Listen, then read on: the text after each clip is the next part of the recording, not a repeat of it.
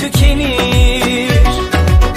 Ne kadar narinsin, kıyamam dokunmaya. Ne güzel gözlerin var, güneşte çalar Ela'ya. Bak bak, nefesim tükenir. Hayal değil bu, hayatın ta kendisi. Aşkımız şimdiden, aşkların efendisi.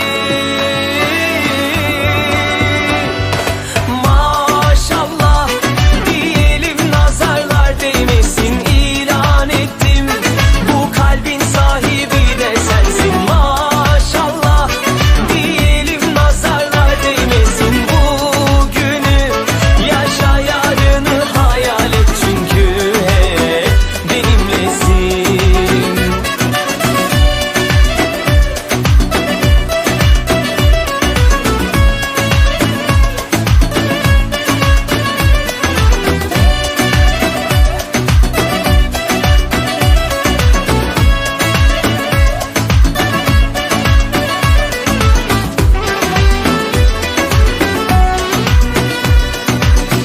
Ne kadar güzelsin, doyamam bakmalara. Sen benim her şeyimsin, sığdıramam sayfalara. Yaz yaz, kalemim tükenir.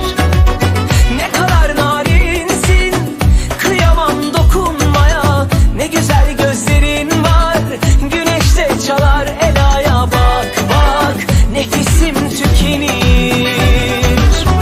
Hayal değil bu, hayatın ta kendisi. Aşkımız şimdiden, aşkların efendisi.